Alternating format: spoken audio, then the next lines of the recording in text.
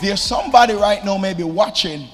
You're in a messy place because you allow the flesh to talk you out of your deliverance. You allow the flesh to talk you out of your breakthrough. But you have to allow the Spirit of God to speak to your heart, and you will not listen to the flesh. When flesh says sleep, spirit man say pray. When flesh says stay home, spirit must say you need to go. When flesh is not going to work, you need to allow the Spirit of God.